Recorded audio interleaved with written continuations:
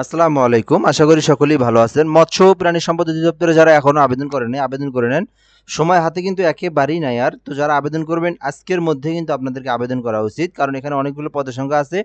তো যারা আবেদন করবেন এখান থেকে দেখে নেন। তো কি, কি পদ, পদের সংখ্যা, বেতন গ্রেড, এডুকেশনাল কোয়ালিফিকেশন। তো আজকে আলোচনা করা হবে, A to Z আলোচনা করা হবে। তো ফুল ভিডিওটা দেখবেন। আশা করি আপনি এখান থেকে জানতে পারবেন। পাশাপাশি বলব, আপনি যদি আমাদের চ্যানেলটাতে নতুন হয়ে থাকেন, অবশ্যই চ্যানেলটাতে সাবস্ক্রাইব করে রাখবেন। আমাদের সঙ্গে যুক্ত থাকবেন। আমাদের এই চ্যানেলে সকল ধরনের সরকারি বেসরকারি জব রিলেটেড ভিডিও সবার আগে আমরা আপলোড করে থাকি। তো এখানে ১ নাম্বার আমরা যে পদটা দেখব, ব্যবস্থাপক অস্থায়ী পদ, ৪ জনকে নিয়োগ দেওয়া হবে, ৯ম গ্রেড। এখানে শিক্ষাগত যোগ্যতা যেটা, সেটা হচ্ছে অর্থনীতি, বাণিজ্য, পরিসংখ্যান বা মৎস্য বিজ্ঞান ১ম শ্রেণীর স্নাতক গ্রেড থাকলে আপনি স্নাতক ডিগ্রি থাকলে আপনি এই পদে আবেদন করতে পারবেন। তো এরপর প্রকৌশলী যেটা আছে স্থায়ী পদ, এখানে একজনকে নিয়োগ দেওয়া হবে, BSc engineering degree electrical mechanical. অর্থাৎ আপনি যদি এই প্রকৌশলী পদে আপনি জব করতে চান, সেক্ষেত্রে আপনাকে অবশ্যই বিএসসি ইঞ্জিনিয়ারিং ডিগ্রি থাকলে আপনি আবেদন করতে পারবেন। এখান থেকে আপনার ইলেকট্রিক্যাল মেকানিক্যাল যদি আপনার সাবজেক্ট থাকে, গ্রুপ থাকে, আপনি কিন্তু এই পদে আবেদন করতে পারবেন। এই ক্ষেত্রে আপনাকে অবশ্যই ৫ বছরের অভিজ্ঞতা থাকতে হবে। তো এরপরে ৩ নাম্বার আমরা দেখব, এখান থেকে প্রকৌশলী স্থায়ী একটি পদ মাত্র এখানে। তো এই পদে আবেদন করতে চাইলে মেকানিক্যাল অথবা মেরিন ইঞ্জিনিয়ারিং বিএসসি ডিগ্রি থাকলে আপনি আবেদন করতে পারবেন।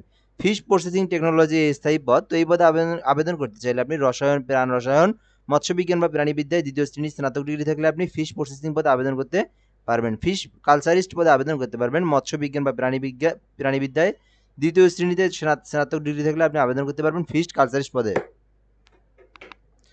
প্রশাসনিক অফিসার যারা স্থায়ী পদ, স্নাতক ডিগ্রি ১১তম গ্রেড, একজনকে নিয়োগ দেওয়া হবে। তো এখানে সহকারী মার্কেটিং স্থায়ী পদ ২ জনকে নিয়োগ দেওয়া হবে স্নাতক পাস। তারপরে এখান থেকে নিরাপত্তা প্রহরীতে বাংলাদেশ সেনা বা নৌবাহিনী, বিমান বাহিনী নায়ক সুবেদার বা আ সমমানের প্রাক্তন সদস্য হলে নিরাপত্তা প্রহরীতে আবেদন করতে পারবে। নিরাপত্তা অফিসার পদে, হিসাবরক্ষক পদে আবেদন করতে পারবে। বিজনেস স্টাডিজ থেকে যারা স্নাতক ডিগ্রি লাভ করছে তারা আবেদন করতে পারবে। তো এখান থেকে অডিটর যারা আছে, অডিটরও কিন্তু আপনার বিজনেস স্টাডিজ বাণিজ্য শাখা থেকে যারা স্নাতক বা ডিগ্রি অর্জন করছে, তারা কিন্তু অডিটরে চাকরি করতে পারবে। ১১তম গ্রেড, একজনকে নিয়োগ দেওয়া হবে। ফোরম্যানে ৩ জনকে নিয়োগ দেওয়া হবে। Diploma in engineering, mechanical, electrical পদে যারা করবে, মানে যারা হচ্ছে যাদের সাবজেক্ট আছে, তারা কিন্তু ডিপ্লোমা ইন ইঞ্জিনিয়ারিং অথবা মেকানিক্যাল অথবা ইলেকট্রিক্যাল থেকে যারা সংশ্লিষ্ট বিষয়ে ট্রেড কোর্স সার্টিফিকেট অর্জন করেছেন এবং ৫ বছরের অভিজ্ঞতা যাদের আছে, তারা কিন্তু ফোরম্যানে আবেদন করতে পারবে। ১২ নম্বর যেটা আছে, চতুর্থ প্রকৌশলী স্থায়ী, এই পদে আবেদন করতে চাইলে আপনি কিন্তু এখানে একজনকে নিয়োগ দেওয়া হবে। তো ১১তম পদ, মেরিন ফিশারিজ একাডেমি হইতে মেরিন ইঞ্জিনিয়ারিং এর সার্টিফিকেট অথবা মেরিন ইঞ্জিনিয়ারিং এ ডিপ্লোমা এবং সংশ্লিষ্ট কাজে ২ বছরের বাস্তব অভিজ্ঞতা থাকলে আপনি আবেদন করতে পারবেন। উচ্চমান অফিস সহকারী স্থায়ীতে আপনি আবেদন করতে পারবেন। এক্ষেত্রে আপনাকে ২য় শ্রেণীর স্নাতক ডিগ্রি লাভ করতে হবে এবং এখানে ৪ জনকে নিয়োগ দেওয়া হবে ১৪তম গ্রেড। তো বর্তমানে কিন্তু আপনার প্রতিটা নিয়োগের ক্ষেত্রে যতটা পদসংখ্যা থাকে, এই পদসংখ্যায় অর্থাৎ লিখিত মৌখিক পরীক্ষার পর ভাইভা হওয়ার পরে যে পদে যতজন সংখ্যক লোক নিয়োগ দেওয়া হয়, ঠিক তদরূপ ওই সংখ্যক লোক অপেক্ষমান তালিকায় রাখা হয়। তো এই অপেক্ষমান তালিকায় এটা নতুন করে গেজেট প্রকাশ করা হয়েছে জনপ্রশাসন বিভাগ থেকে, যে আপনার ১ বছরের মধ্যে কেউ যদি চাকরি থেকে রিজাইন দেয়, যারা জয়েন করছে, আ বা বা তাদের থেকে এর থেকে ভালো যাদের চাকরি হয়, মানে মনে করেন এখান থেকে উচ্চমান অফিস সহকারীতে ৪ জন হচ্ছে নিয়োগপ্রাপ্ত হয়েছেন। তো এখান থেকে হচ্ছে কেউ যোগদান করল না। অথবা যোগদান না করার কারণ হচ্ছে এর থেকে ভালো কোনো ওয়ে হয় তার। এর থেকে এই ১৪তম গ্রেডের থেকে আরো নিচের কোনো গ্রেডের জব হয়ে থাকে। বা আপনার হচ্ছে চাকরিতে যোগদান করলো ৬ মাস পরে সে আবার আ এর থেকে ভালো চাকরি হয়েছে, সে আবার অন্যটাতে চলে গেল বা চাকরি করবে না। সেক্ষেত্রে কিন্তু সে যখন বাদ যাবে, ওই অপেক্ষমান তালিকা থেকে আবার তাকে নিয়োগ দেওয়া হবে। তো এটা কিন্তু নতুন করে বিষয়, যে যার জন্য হচ্ছে আপনি আবেদনের সংখ্যা কম হলেও, পদের সংখ্যা কম হলেও অবশ্যই আবেদন করবেন। তো এরপরে স্টোর কিপারে ২য় শ্রেণীর স্নাতক ডিগ্রি, মার্কেটিং সহকারীতে স্নাতক ডিগ্রি, ৬০ মুদ্রাক্ষরিক কম্পিউটারে উচ্চ মাধ্যমিক থাকলে আবেদন করতে পারবেন। অবশ্যই এখানে আপনার ৬০ মুদ্রাক্ষরিকের যে সার্টিফিকেট আছে, এটা থাকতে হবে। ১৭ নম্বর যেটা দেখব, ৬০ লিপিকার কম্পিউটার অপারেটর। এখানে আপনাকে অবশ্যই এইচএসসি থাকতে হবে এবং আ বাংলাতে হচ্ছে ৮০ শব্দ এবং ইংরেজিতে ১০০ শব্দ নিয়ে আসতে হবে এবং মুদ্রাক্ষরিকে আপনাকে অবশ্যই ইংরেজির গতি ৪৫, বাংলার গতি ৩০ থাকলে আপনি আবেদন করতে পারবেন। নিরাপত্তা পরিদর্শকে নিয়োগ দেওয়া হবে ২ জনকে। তো সেনা বা নৌবাহিনী বা বিমান বাহিনী কর্তৃক হাবিলদার বা সমমানের প্রাক্তন সদস্য যারা, তারা কিন্তু আবেদন করতে পারবেন। সহকারী হিসাবরক্ষকে ১ জনকে নিয়োগ দেওয়া ৩ জনকে নিয়োগ দেওয়া হবে। কেশিয়ার নিয়োগ দেওয়া হবে ৫ জনকে। এগুলোতে আপনার শুধুমাত্র বাণিজ্য শাখা থেকে যারা স্নাতক ডিগ্রি অর্জন করছেন, তারাই আবেদন করতে পারবেন। প্লাম্বারে যারা জীব উন্নয়ন, টিটিসি, টেকনিক্যাল যেকোনো জায়গা থেকে যদি আপনারা প্লাম্বিং ট্রেডের সার্টিফিকেট থাকে তাহলে কিন্তু আপনারা প্লাম্বারে একজন নিয়োগ দেওয়া হবে, আবেদন করতে পারবেন। সিনিয়র অপারেটর স্থায়ীতে আবেদন করতে পারবেন, মেকানিকে আবেদন করতে পারবেন। এরপর আসছে এখান থেকে অপারেটরে আবেদন করতে পারবেন, এগুলোতে একজন করে নিয়োগ দেওয়া হবে। তবে সিনিয়র অপারেটরে 5 জনকে নিয়োগ দেওয়া হবে। এসএসসি পাস করা থাকলে আপনি আবেদন করতে পারবেন এবং ইয়ার কন্ডিশন থাকে এর উপরে ডিগ্রি অর্জন করার সার্টিফিকেট থাকতে হবে। তো 25 নাম্বার যেটা দেখবো আমরা, 3 জনকে নিয়োগ দেওয়া হবে সহকারী নার্সারি।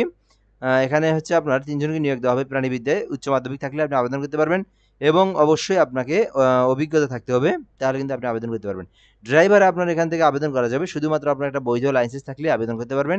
7 জনকে নিয়োগ দেওয়া হবে। সর্বশেষ যে পদটা অফিস সহায়ক পদ, 20 জনকে কিন্তু নিয়োগ দেওয়া হবে এই পদে। তো যারা যারা আবেদন করবেন আবেদন করতে পারেন। মোট 84টা পদসংখ্যা আছে এখানে। তো যার যে অভিজ্ঞতা, যার যে কোয়ালিফিকেশন, সেই কোয়ালিফিকেশনের সঙ্গে যেটা আপনার যায় সেটা কিন্তু আপনি এখান থেকে দেখে আবেদন করতে পারবেন। সো এই ছিল মূলত বিষয়। এখান থেকে হচ্ছে 18 থেকে 32 বছরের মধ্যে আপনাকে আবেদন করতে হবে। সরকার, আধা সরকারি বা স্বায়ত্তশাসিত প্রতিষ্ঠানে চাকরিরত প্রার্থীদের যথাযথ কর্তৃপক্ষের অনুমতি, অর্থাৎ যারা হচ্ছে চাকরি করে থাকেন সরকারি অথবা আধা সরকারি প্রতিষ্ঠানে, সেখান থেকে কিন্তু এখানে আসতে আপনাকে অবশ্যই মৌখিক পরীক্ষার সময় অনুমতিপত্র, ওখানকার ছাড়পত্র নিয়ে আসতে হবে। তো এরপরে যেটা আমরা দেখবো এখানে, অনলাইনে আবেদন ব্যতীত মুদ্রিত, স্থলিখিত, হস্তলিখিত কোনো প্রকার আবেদন বা কাগজপত্র ডাকযোগে প্রদান করা যাবে না, এটা অবশ্যই অনলাইনের মাধ্যমে আবেদন করতে হবে। তো এরপরে এখান থেকে আছে প্রার্থীদের লিখিত, মৌখিক পরীক্ষা, ব্যবহারিক পরীক্ষায় অংশগ্রহণ করতে হবে। উক্ত পরীক্ষায় অংশগ্রহণের জন্য কোনো প্রকার টিএ দিয়ে দেওয়া হবে না, অর্থাৎ আপনি যে ঢাকায় গিয়ে পরীক্ষা দেবেন এই জন্য আপনাকে কিন্তু কোনো প্রকার ফি দেওয়া হবে না, এটা এখন আপনার বিষয়। সো এই বিষয়গুলো আমরা দেখলাম। এখান থেকে যেটা আছে, আপনি আবেদন করার জন্য বা এই ওয়েবসাইটটাতে আপনি প্রবেশ করার জন্য www.bfdc.gov.bd লিখলে আপনি এই ওয়েবসাইটে যেতে পারবেন, মৎস্য অধিদপ্তরের। এবং আপনি যদি আবেদন করতে চান bfdc.tele2.com.bd লিখলে আপনি কিন্তু আবেদনের প্রসেসটাতে যেতে পারবেন। তো এগুলো হচ্ছে বিষয়, এগুলো এখান থেকে যে বিষয়গুলো আছে এগুলো মৌখিক পরীক্ষার বিষয়। তো আমরা এগুলো পরে দেখবো, কারণ আমাদের হচ্ছে এখন যে বিষয় আমাদের হচ্ছে আবেদন করতে হবে। মৌখিক পরীক্ষাতে কী কী কাগজপত্র লাগবে এগুলো আমরা পরেও দেখতে পারবো, বা পরেও এগুলো সার্কুলারটা দেখে নিয়ে যেতে পারবো যদি আমাদের লিখিত পরীক্ষায় আমরা উত্তীর্ণ অর্জন করি।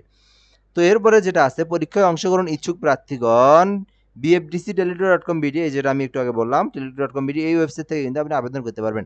তো আবেদনের সময়টা কিন্তু একেবারেই শেষ, আমি কিন্তু সেটা শুরুতেই বলে রাখছি যে আপনার 13 তারিখ পর্যন্ত, অর্থাৎ আজকে হচ্ছে আপনার 12, আগামীকাল 13 তারিখ রাত 12টা পর্যন্ত আপনি বিকেল 5টা পর্যন্ত আপনি আবেদন করতে পারবেন। তো এরপর হচ্ছে পেমেন্টের ফিটা একটু দেখে দিই, তাহলে আপনারা এখান থেকে যারা যারা আবেদন করেন নাই এখনও দ্রুত আবেদন করে নিতে পারেন। তো এখানে হচ্ছে 1 থেকে 5 নং কর্মী পদের জন্য 200 টাকা প্রদান করতে হবে। এখানে চার্জসহ 23 টাকা আছে, 123 টাকা। এবং 6 থেকে 12 নং পদের জন্য 150 টাকা, এবং এখানে আপনার 18 টাকা যোগ হবে, 168 টাকা। না, এরপরে 13 থেকে 26 নং পদের জন্য আপনার এখানে 112 টাকা। তো 27 নং কর্মী পদের জন্য মাত্র 56 টাকা পেমেন্ট করলে কিন্তু আপনি এখান থেকে আপনার পেমেন্ট ফি, যেটাতে আপনি যে আবেদন করবেন সেই পেমেন্ট ফিটা এখানে দেখে নেবেন। এরপর আপনি এখান থেকে ইউজার লিখে আপনি ডিএফডিসি টেলিটক সিম দিয়ে এখান থেকে আপনি কিন্তু এই যে 16322 নম্বরে পেমেন্টটা করে দিতে পারবেন। এই ছিল মূলত বিষয়। তো যারা আবেদন করবেন দ্রুতই আবেদন করে নেন, যেহেতু সময়টা খুবই কম, আর মাত্র হাতে আছে 2 দিন। যারা যারা আবেদন করবেন। আশা করি আপনারা বিষয়টা জানতে পেরেছেন। তো ভিডিওটা এ পর্যন্তই। ধন্যবাদ, ভালো থাকবেন। নেক্সট কোনো ভিডিওতে বা নেক্সট যে কোনো ধরনের জব রিলেটেড ভিডিও পেতে চাইলে অবশ্যই আমাদের চ্যানেলটাতে সাবস্ক্রাইব করে রাখবেন, আমাদের সঙ্গে যুক্ত থাকবেন। আসসালামু আলাইকুম, এই পর্যন্তই।